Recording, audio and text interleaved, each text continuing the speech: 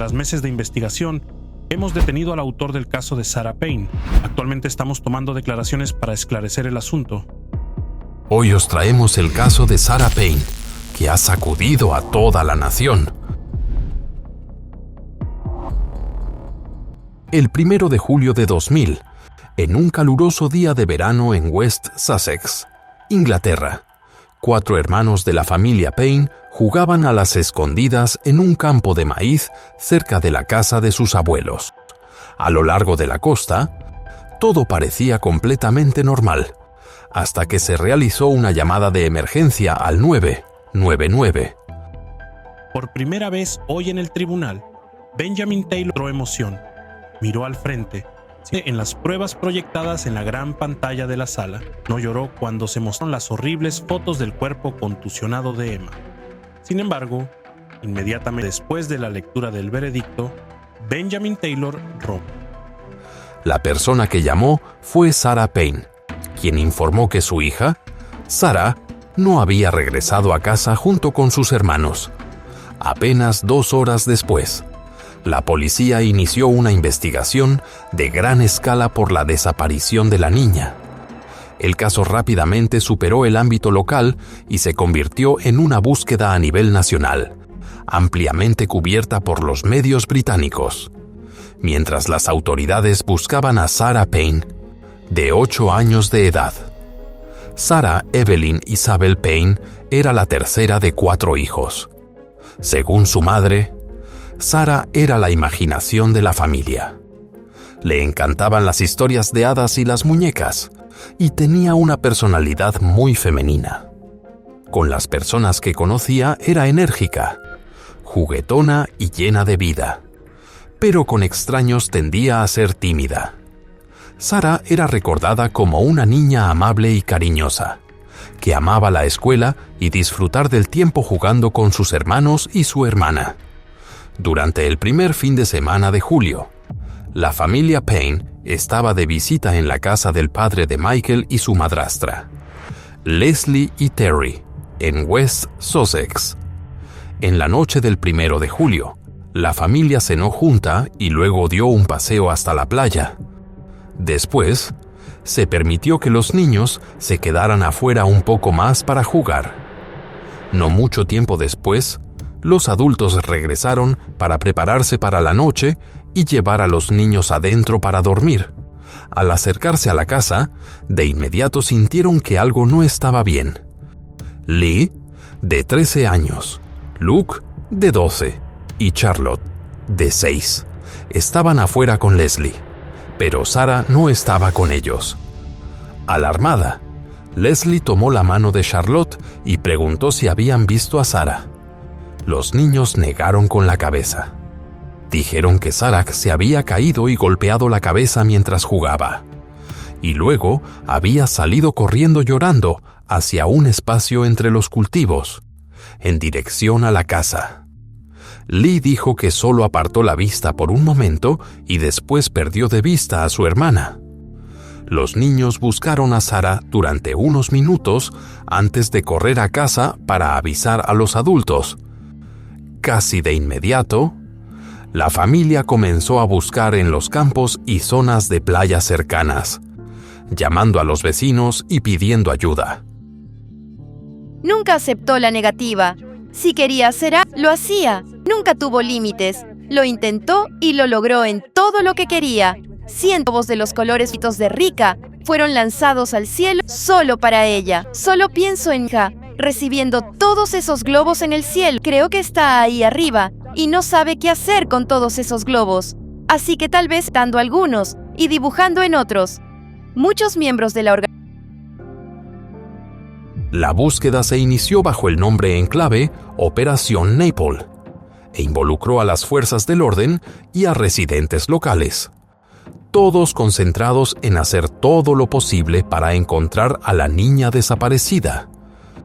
Vecinos que llevaban muchos años viviendo en la zona describieron el lugar como extremadamente tranquilo y pacífico, con muy poco tráfico. Se trataba de un área mayormente rural, con viviendas separadas por grandes distancias, pero donde los vecinos solían conocerse entre sí. Un reportero describió el lugar como un destino costero popular entre visitantes acomodados, un sitio donde los incidentes graves eran poco frecuentes y prácticamente inauditos. La pérdida de la menor fue un hecho muy doloroso. Todos lo saben. Pero quería crear un momento agradable. Ella tenía tantos años maravillosos por delante. Sí que solo quería hacer esto para mostrarle franqueza. Dijo que espera que y que más niños de la comunidad se reúnan para un día de acción.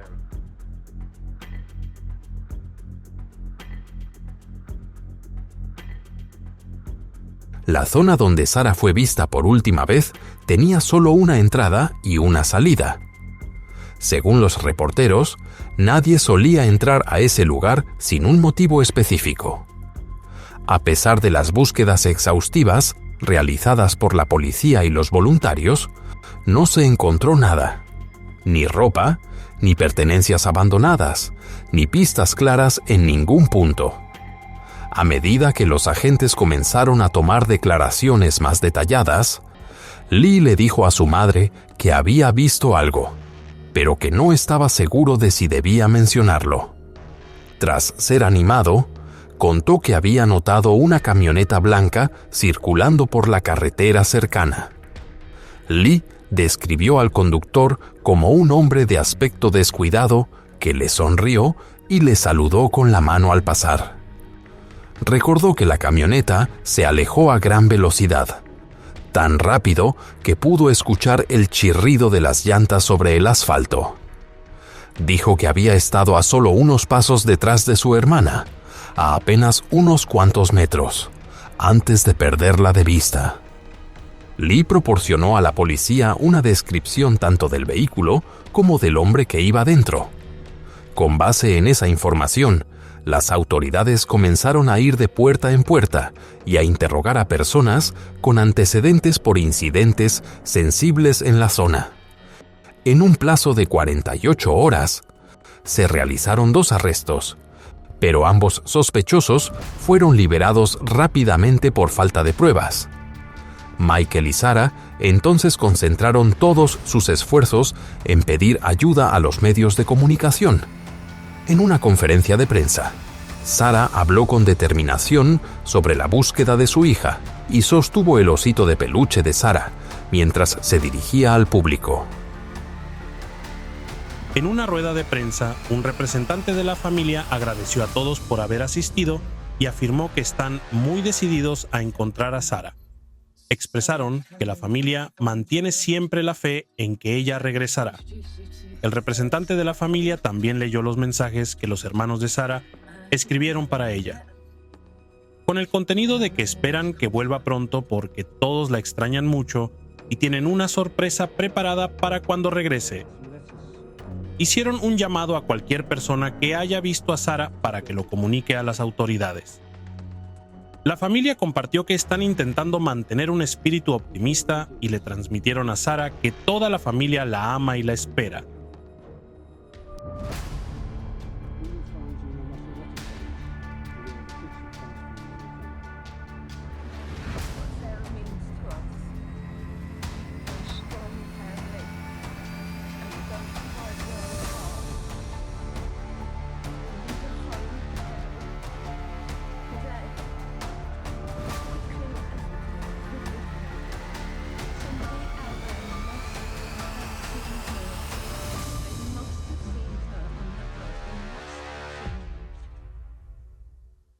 Insistían en que su familia estaba profundamente unida y que no podían vivir los unos sin los otros.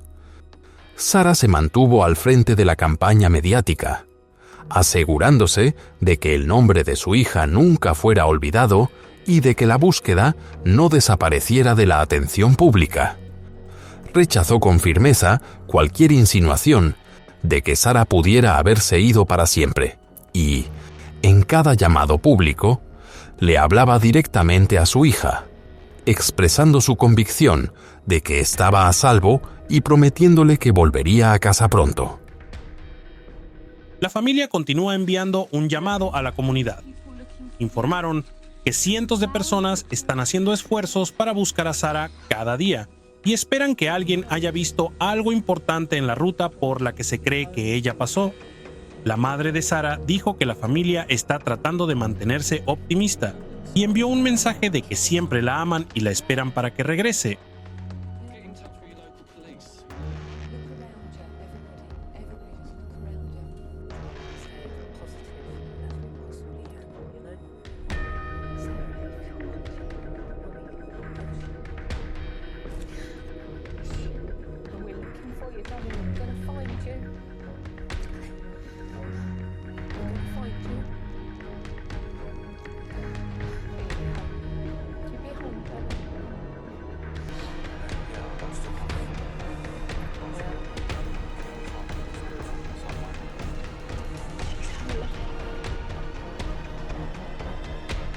La fotografía de Sarah, con su uniforme escolar rojo, se volvió rápidamente icónica y se difundió ampliamente por toda Inglaterra. A medida que la búsqueda continuaba sin respuestas, el ejército fue llamado para colaborar. Figuras públicas también alzaron la voz, incluido el grupo pop Steps, la banda favorita de Sarah. Tras múltiples reconstrucciones de la línea de tiempo, la desaparición de Sarah se convirtió en la investigación más grande en la historia de la policía de Sussex, con miles de pistas llegando desde todo el país. Algunas personas creyeron haber visto a Sarah con un hombre en una estación de gasolina, donde se reportó que una niña lloraba en un baño y decía llamarse Sarah. Esa pista fue confirmada posteriormente como falsa. Otro testigo informó haber visto una camioneta blanca circulando a gran velocidad por la carretera ese día, coincidiendo con la descripción previa proporcionada por Lee. El hermano de Sarah, que en ese momento tenía 11 años, también envió un mensaje a su hermana, diciendo que la familia se ha vuelto vacía y que nada está completo cuando ella no está en casa. Él llamó a Sarah, la pequeña princesa de la familia, y dijo que cada día que pasa se vuelve mucho más difícil. Más de 2 semanas después de que Sarah fuera vista por última vez, oficiales de enlace con la familia llegaron al hogar de la familia Payne para comunicar la peor noticia imaginable.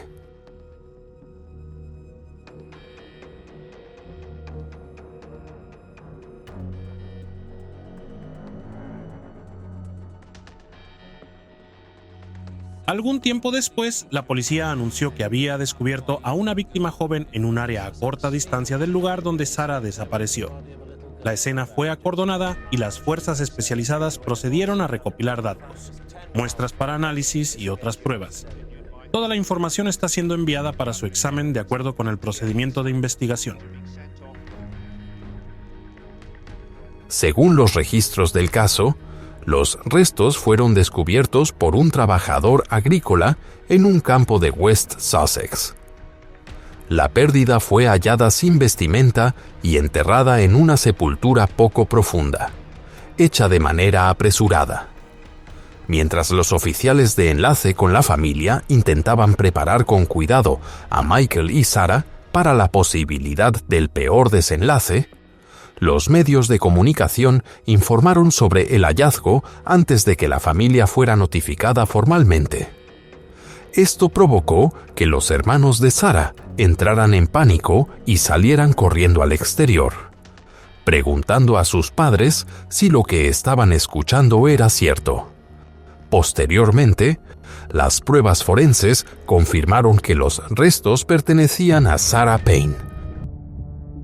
En una declaración oficial, el representante de la policía indicó que los resultados del examen médico confirmaron que el caso está relacionado con una pérdida grave y que la investigación fue elevada a un caso de atentado contra la vida. Al mismo tiempo, confirmaron la identidad de la víctima como Sarah Payne. La autopsia concluyó que Sarah falleció como resultado de circunstancias de violencia extrema, muy probablemente por asfixia durante un incidente sensible con motivación sexual. Sin embargo, debido al avanzado estado de descomposición en el momento en que fue localizada. Los especialistas forenses no pudieron determinar con precisión la magnitud total de las lesiones que pudo haber sufrido. Según el informe médico, poco después, el caso fue presentado en el programa de televisión Crime Watch, lo que llevó la investigación al centro de la atención nacional y generó una amplia respuesta pública en todo el país. Los medios de comunicación nacionales comenzaron a colaborar con las autoridades investigadoras para recopilar información de la comunidad con el fin de identificar a la persona responsable del caso. Algunas rutas fueron mencionadas como lugares importantes relacionados con los desplazamientos del sospechoso. Se hizo un llamado a posibles testigos, como conductores que pasaron por la zona en ese momento, o clientes de tiendas, áreas de descanso y estaciones de servicio de la región. La policía solicitó que cualquier persona que haya visto a alguien con comportamientos nerviosos, apresurados o inusuales proporcione información. Durante este proceso, la familia de Sarah fue mencionada como un símbolo de fortaleza. Quienes participaron en la investigación también compartieron que se sintieron profundamente conmovidos al presenciar los esfuerzos de la familia. Más tarde, una mujer descubrió un solo zapato al costado de la carretera, no muy lejos del lugar donde fueron encontrados los restos de Sarah. Se convirtió en una pista crucial que ayudó a la policía a reducir su enfoque. Posteriormente, los investigadores regresaron para interrogar a Roy Whiting, de 41 años de edad, una persona con condenas previas relacionadas con incidentes sensibles contra menores, quien ya había sido contactado por la policía apenas un día después de la desaparición de Sarah. Whiting fue descrito como una persona retraída, con un amplio historial delictivo, y había proporcionado una coartada que no resistió el escrutinio. Los agentes también observaron marcas de arañazos en su cuerpo.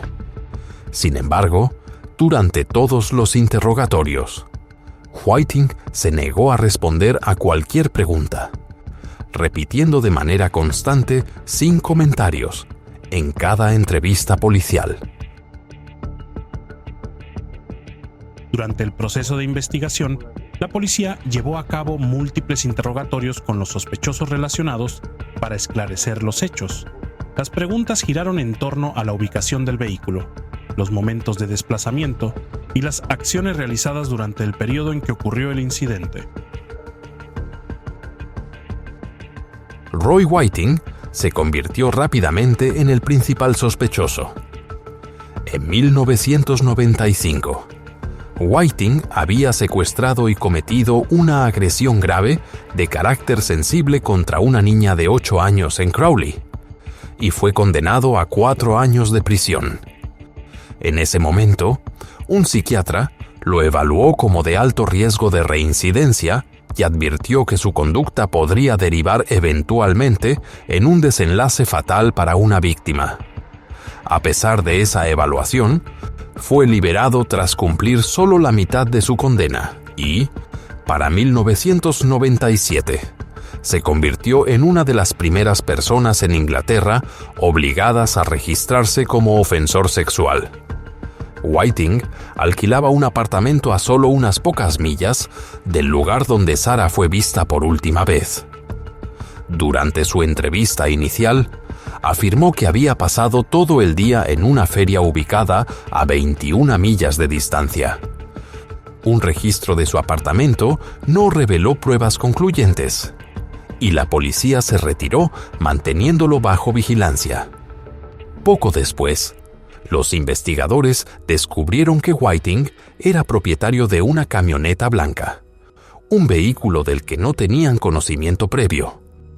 En el interior, la policía halló un recibo de combustible fechado el día de la desaparición de Sarah, lo que contradijo directamente su coartada. También encontraron una manta y juguetes infantiles, lo que generó mayor preocupación. Los restos de Sarah fueron encontrados más tarde a menos de 3 millas de la estación de servicio donde Whiting compró combustible y cerca de su apartamento, aunque los investigadores aún no contaban con pruebas suficientes para imputarlo formalmente. El punto de inflexión llegó cuando Whiting robó un automóvil y huyó. La policía lo persiguió a velocidades de alrededor de 70 millas por hora, hasta que el vehículo se estrelló. También se pidió a los testigos que describieran la dirección de desplazamiento de algunos vehículos sospechosos, entre ellos un automóvil que entró en una zona poco transitada y posteriormente sufrió una avería. Esta información fue recopilada para ser cotejada con los datos de la investigación en el lugar de los hechos y en las zonas industriales cercanas.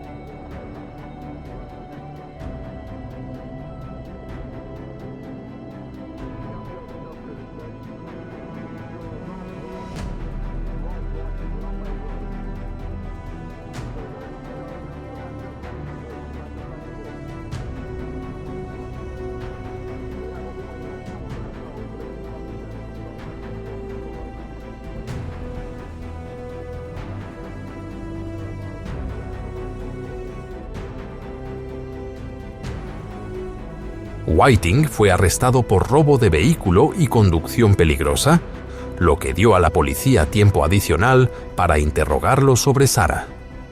Los investigadores creían que, sin importar cuán cuidadosamente Whiting pensara que había borrado sus huellas, él era responsable de lo ocurrido con Sarah Payne. Aún así, Whiting permaneció en silencio y posteriormente fue puesto en libertad, a la espera de los procedimientos judiciales relacionados con el robo del vehículo.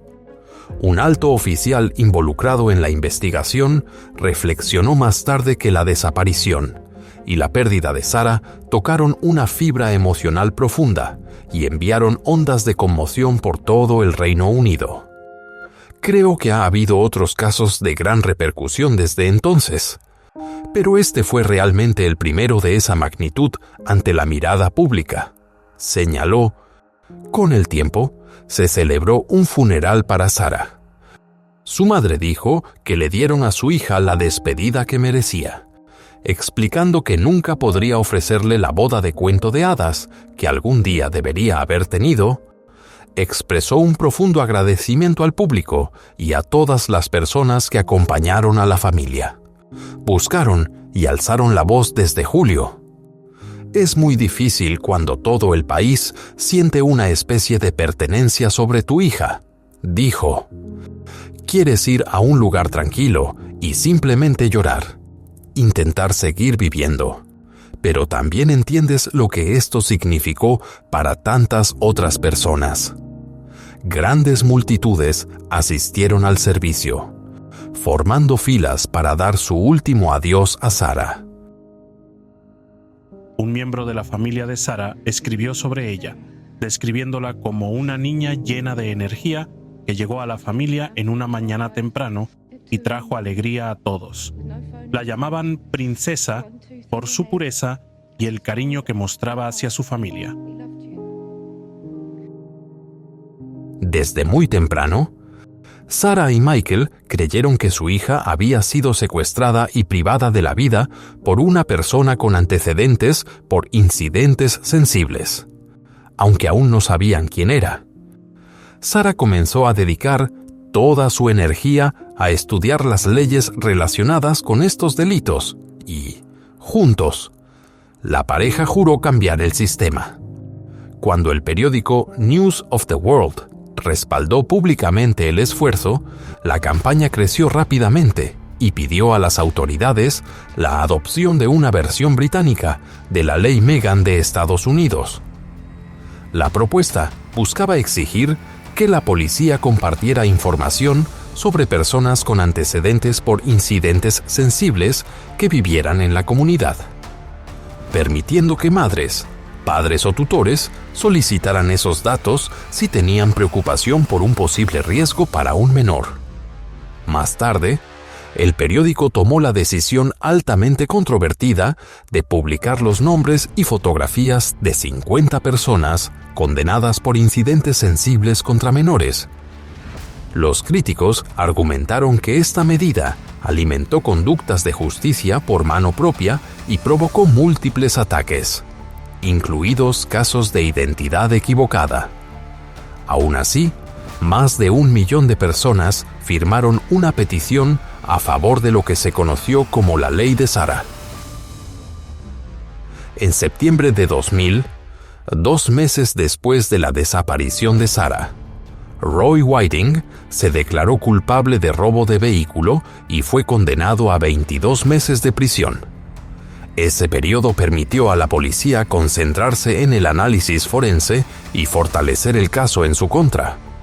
Los investigadores examinaron la camioneta blanca de Whiting, un vehículo de transporte de muebles revestido con paneles de madera que podían retirarse y destruirse con facilidad, lo que dificultaba la recuperación de evidencias.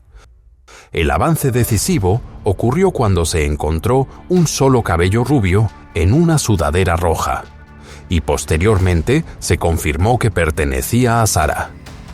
El zapato hallado al costado de la carretera también fue identificado como suyo, y las fibras atrapadas en el cierre de velcro coincidieron con fibras encontradas dentro de la camioneta de Whiting. El 6 de febrero de 2001, tras 7 meses de recopilación de pruebas y análisis forense, Roy Whiting fue acusado formalmente del secuestro y la pérdida de Sarah Payne. Un hombre llamado Roy Whiting fue detenido en Kent y trasladado a Sussex para colaborar con la investigación. Cuando el vehículo que transportaba al sospechoso llegó a la comisaría, algunas personas se congregaron afuera expresando su ira y arrojaron objetos contra el coche.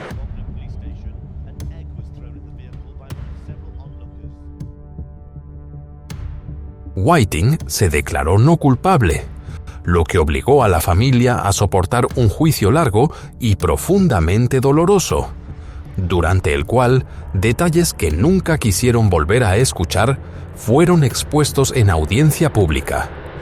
A lo largo del proceso, las condenas previas de Roy Whiting se mantuvieron fuera del conocimiento, tanto del jurado como de los medios. La policía temía que revelar su historial delictivo, aun siendo claramente relevante, pudiera comprometer la imparcialidad del juicio y ofrecer motivos para una apelación futura. En diciembre de 2001, tras 4 semanas de testimonios, Roy Whiting fue declarado culpable de todos los cargos.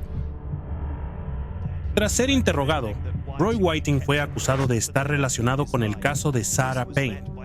Este fue un desarrollo importante en el curso de la investigación. Cuando los fiscales solicitaron que Whiting recibiera una cadena perpetua, la sala del tribunal estalló en una reacción audible de aprobación.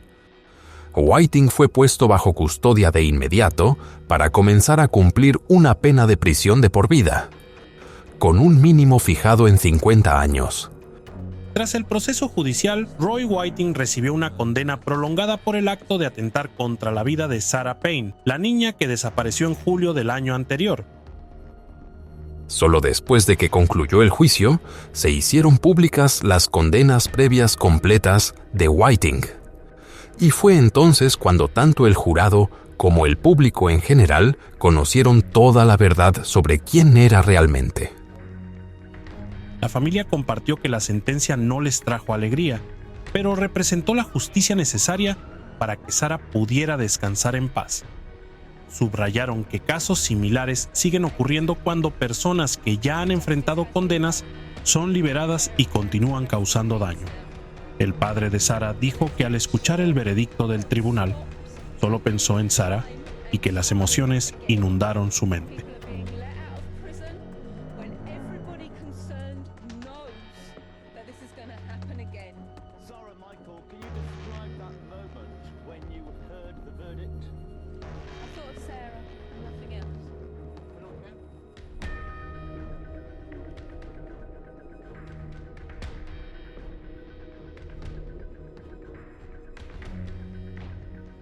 En septiembre de 2003, Michael y Sarah anunciaron su separación, explicando que la tensión prolongada y el trauma emocional tras la tragedia de Sarah habían ejercido una presión abrumadora sobre su relación.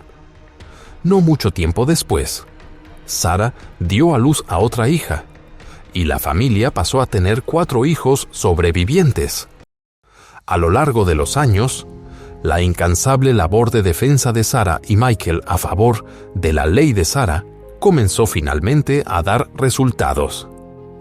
El programa se puso a prueba en 2008 y, ese mismo año, Sarah recibió la distinción MBE en reconocimiento a sus persistentes esfuerzos por impulsar reformas legales destinadas a proteger a los niños. En 2009, apenas una semana antes de Navidad, Sarah sufrió de manera inesperada un accidente cerebrovascular causado por un aneurisma cerebral. En menos de 2 días fue sometida a 2 cirugías cerebrales. Y en ese momento, los médicos le informaron que sus probabilidades de supervivencia eran de aproximadamente el 50%. Un miembro de la familia dijo que el camino por delante sigue siendo muy largo para recuperarse de esta pérdida. Señalaron que la recuperación, tanto mental como física, requiere tiempo y un esfuerzo constante cada día.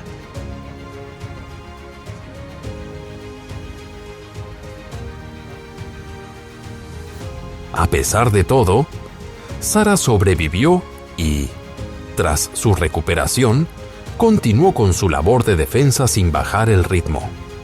Durante ese periodo, enfrentó acoso y abuso constantes en línea desde cuentas anónimas, incluidos mensajes provenientes de una persona con condenas previas por incidentes sensibles. Pero nunca vaciló ni abandonó su misión. Con el tiempo, la ley de Sarah, conocida formalmente como el esquema de divulgación de delincuentes sexuales contra menores, fue ampliada e implementada en toda Inglaterra y Gales.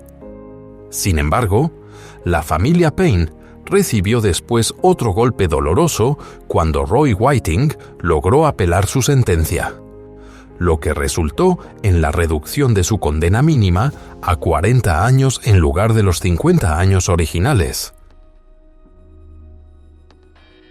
Con respecto a la sentencia, algunas personas plantearon la pregunta de si el acusado podría ser considerado para una posible liberación en el futuro y si eso garantizaría la seguridad de la comunidad. La familia dijo que, aunque se ha dictado una condena prolongada, para ellos el dolor es permanente y no tiene fecha de finalización.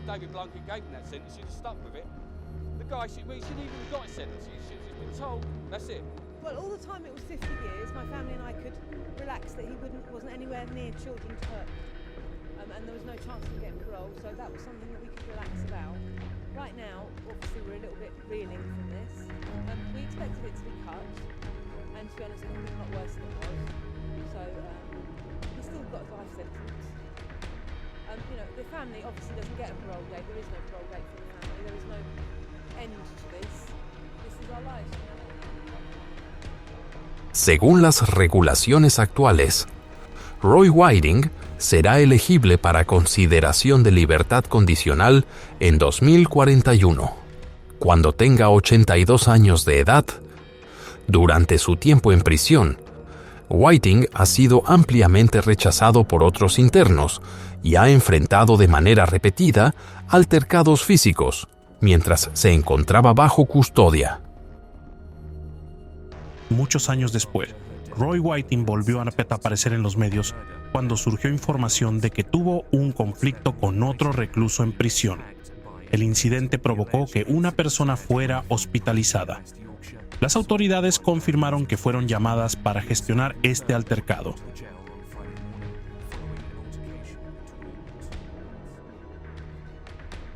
En 2010, una noticia de gran impacto comenzó a dominar los titulares de los periódicos. En otro acontecimiento no directamente relacionado con el caso, un periodista de un importante periódico y un editor fueron arrestados por la policía para ser investigados por la interferencia ilegal en los datos telefónicos de numerosas celebridades y víctimas. Este caso generó una gran controversia en la industria de los medios británicos en ese momento.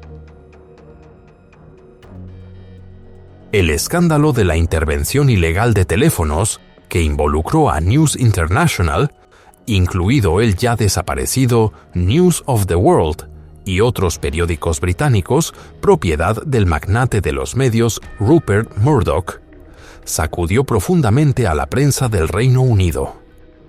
Numerosos empleados fueron acusados de participar en prácticas ilegales, como la intervención no autorizada de mensajes de voz, el soborno a agentes de policía y conductas inapropiadas durante la obtención de información periodística.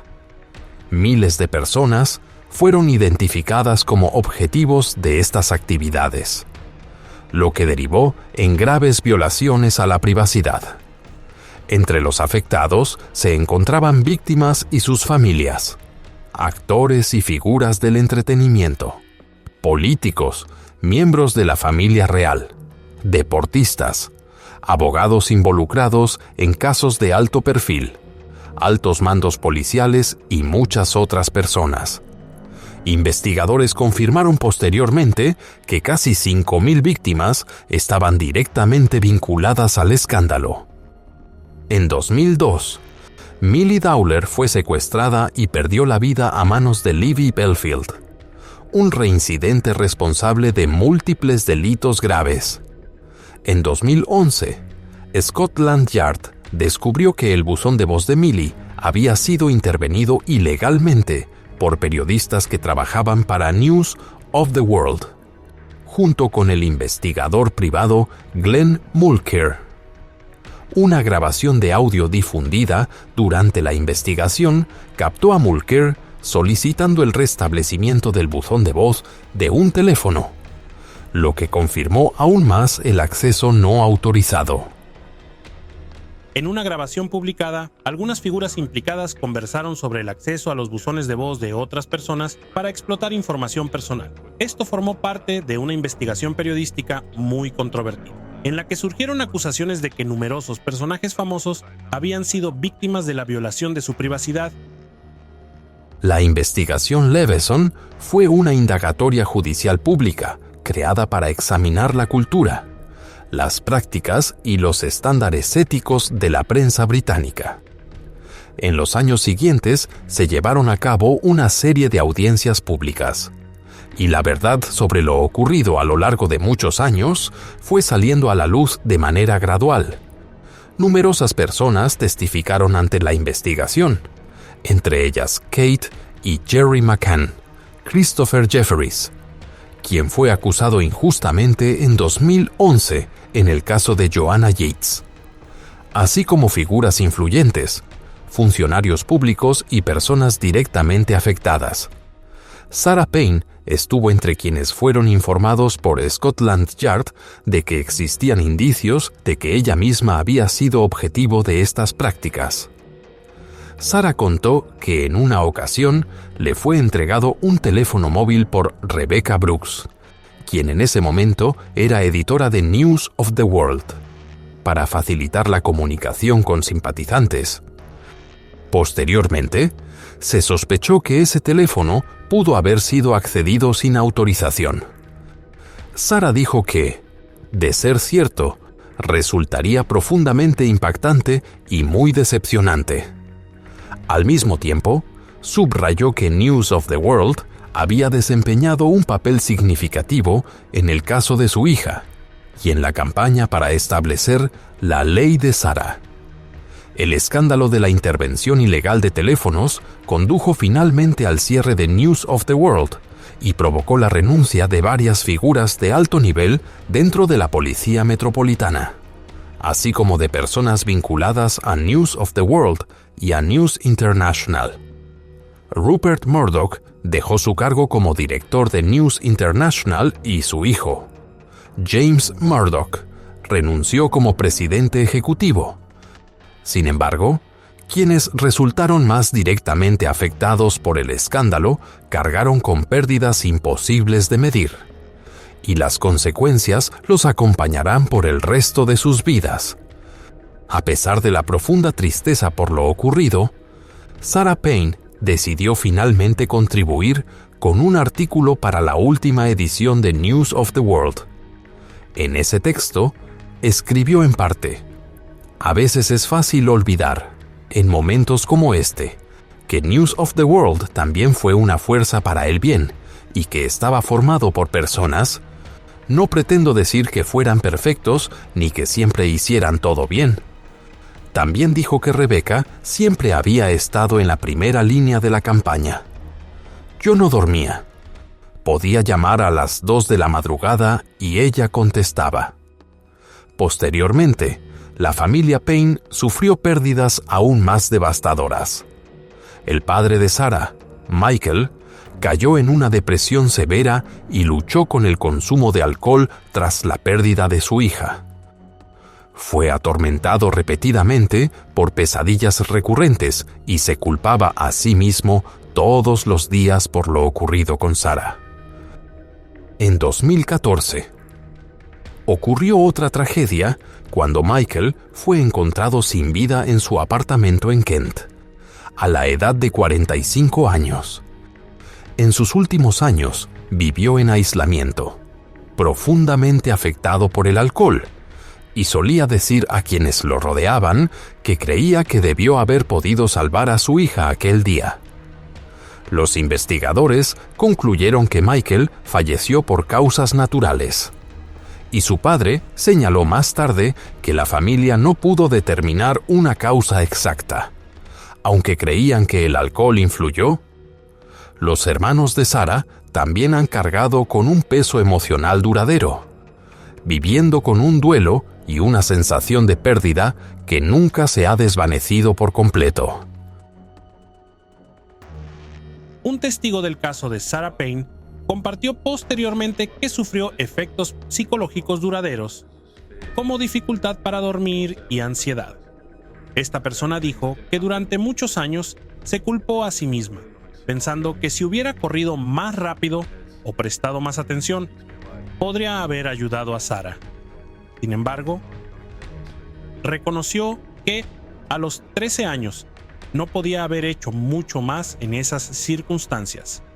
La persona afirmó que el proceso de recuperación es algo imposible de expresar con palabras y que el sentimiento de culpa a veces aparece debido al enorme dolor de la pérdida.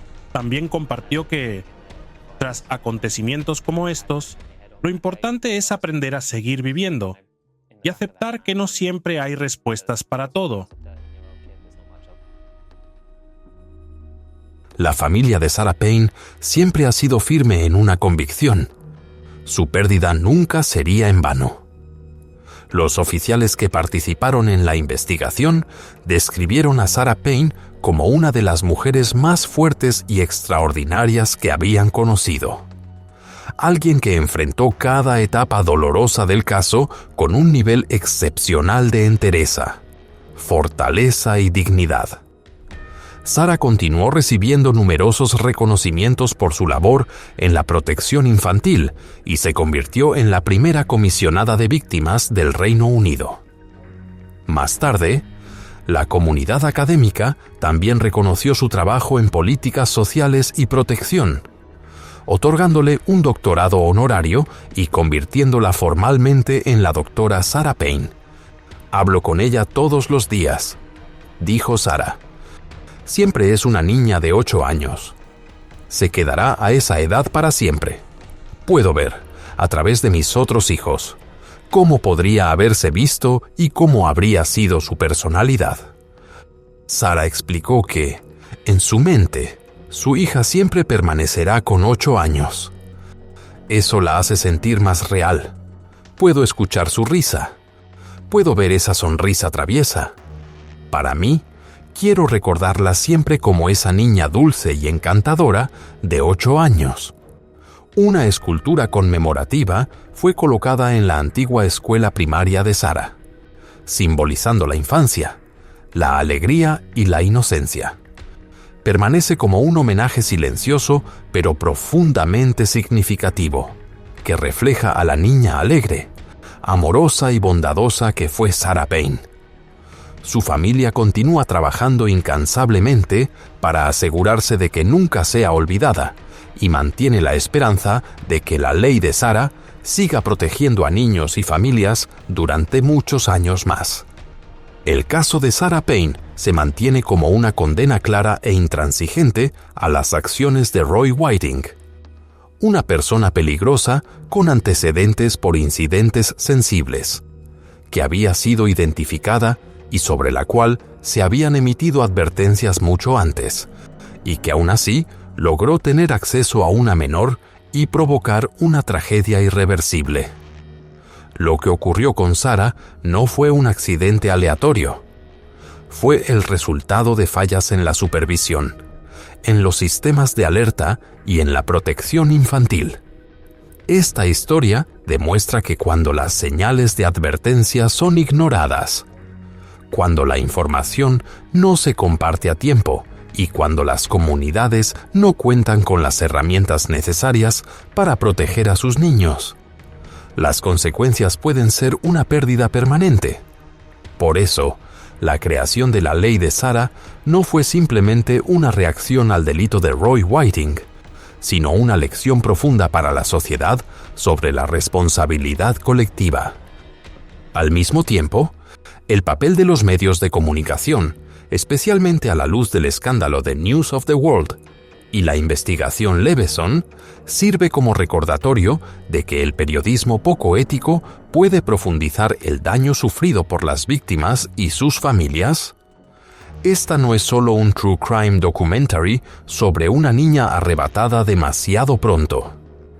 Es una advertencia de que la protección de la infancia debe ser siempre una prioridad absoluta, para que ninguna otra familia tenga que soportar una tragedia como la que vivió la familia Payne. Este video fue creado con fines educativos y para generar conciencia pública sobre la justicia y la protección infantil. No tiene la intención de sensacionalizar ni impactar. Por favor, den like al video, suscríbanse y activen las notificaciones para acompañarnos en futuros episodios de True Crime Documentary, donde cada historia es una voz por la Justice for Children, la Child Protection, y por un mundo en el que cada niña y cada niño esté seguro, sea amado y sea escuchado.